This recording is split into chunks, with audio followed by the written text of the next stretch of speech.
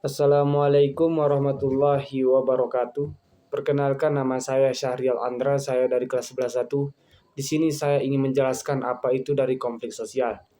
Konflik sosial adalah pertentangan yang terjadi di tengah masyarakat, yang dimana beda konflik sama kekerasan melibatkan anggota fisik. Yang kedua ada contoh konflik. Contoh konflik terbagi menjadi tiga. Yang pertama, konflik fuso, yang berarti agama. Yang kedua, konflik sampit, yang berarti suku adat. Dan yang ketiga, konflik Papua, yang artinya GAM KKB. Yang ketiga, ada faktor penyebab konflik sosial. Konflik sosial adalah persatuan dan atau bantuan fisik dengan kekerasan antara dua kelompok masyarakat atau lebih yang berlangsung dalam waktu tertentu dan berdampak luas yang mengakibatkan ketidakamanan dan segregasi sosial sehingga mengganggu stabilitas sosial dan menghambat perbangunan nasional. Dan yang keempat ada akomodasi penyelesaian konflik. Akomodasi terbagi menjadi 4. Yang pertama adalah arbitrasi, yaitu penyelesaian konflik dengan melibatkan orang ketiga dan pendapatan ketiga orang tersebut harus diterima dengan secara mutlak. Yang kedua ada mediasi.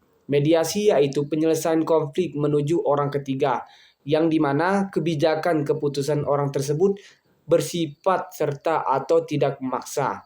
Dan yang ketiga ada judikasi, yaitu penyelesaian konflik melalui pengadilan.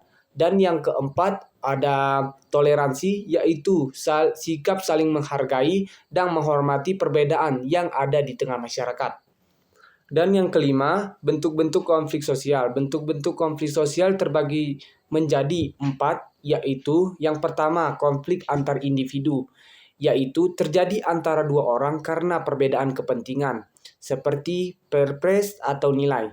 Dan yang kedua, konflik antar kelompok, yang dimana terjadi antara dua kelompok sosial, seperti konflik antar organisasi atau nilai komunitas. Dan yang ketiga, ada konflik antar kelas sosial, terjadi antar kelas sosial yang berbeda. Misalnya, konflik antara buruh dan pengusaha.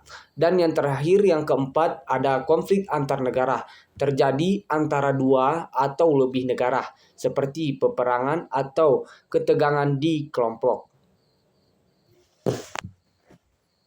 Dan yang keenam, ada dampak positif dari konflik sosial, yaitu mempererat solidaritas antar anggota kelompok, meningkatkan kesadaran sosial, mendorong perubahan sosial, dan menghasilkan ide-ide baru serta inovasi.